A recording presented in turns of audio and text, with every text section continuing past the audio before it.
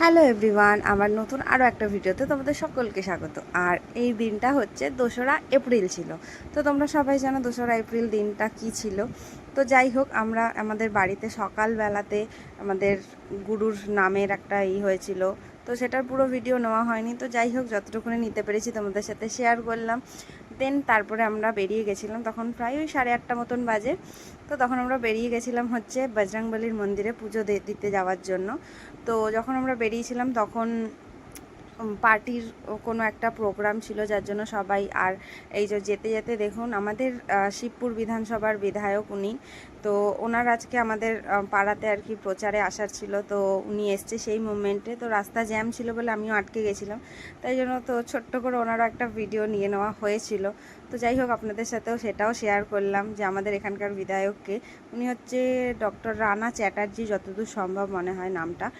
তো যাই হোক, তো জ্যাম হয়েছে তো কিছু করার নেই, দাঁড়াতেই হবে, এমএলএ বলে কথা তিনি।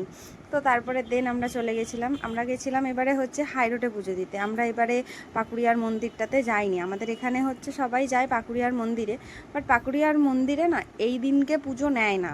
মানে এই দিনকে ওনাদের কাস্টের যারা থাকেন তাদের পুজো নেন, কিন্তু আমরা পুজো দিতে গেলে পুজো নেয় না। আগের বছর আমরা ফেরত এসেছিলাম।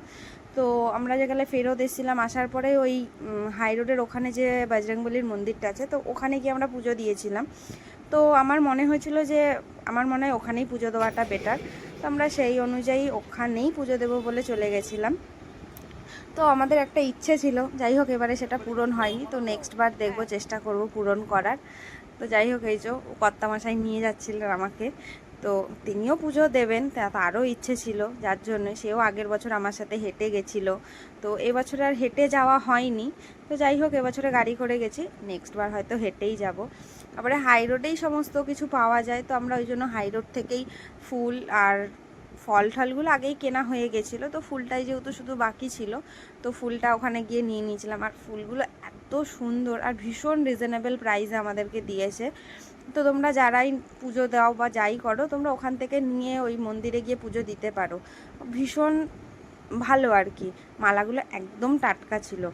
এই মালাটা আমি দিয়েছিলাম, আর আর একটা যে মালা ছিল সেই মালাটা আমার হাজব্যান্ড দিয়েছে। আর এই যে মন্দিরটা দেখুন, ভীষণ সুন্দর সাজায়, ছোট্টর মধ্যে ভীষণ ভালো একটা শান্ত নিরিবিলি পরিবেশ। পুজো দিয়ে একদম মনটা শান্তি হয়ে যায় যে হ্যাঁ, ঠিকঠাকভাবে পুজোটা দিতে পেরেছি এখানে এসে। তো আগের বছরের থেকে এবছরে প্রচুর লোক হয়েছে এই মন্দিরে। তো যাই হোক, ইচ্ছা আছে প্রত্যেক বছর যতদিন পারবো এই মন্দিরে গিয়ে পুজো দেব। তো এই বছরে অঞ্জলিটা দিতে পারিনি, তার কারণ প্রচণ্ড ভিড় ছিল বলে ওনাকে বললাম। উনি বললো যে এইবারে আগের বারের থেকে এইবারে প্রচণ্ড লোকের চাপ, তো ওই জন্য এবারে হবে না, তবে আরও মর্নিংয়ে এলে হয়ে যেত।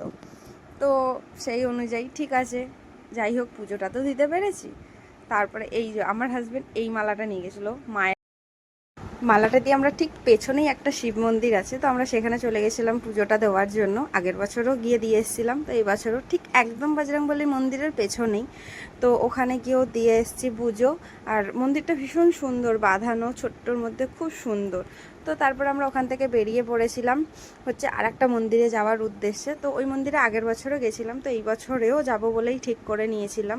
তো ওটাই আমার হাজব্যান্ডকে বলছিলাম যে এবারেও কিন্তু আমাকে ওই ওই মন্দিরটাতে দাঁড় করিও।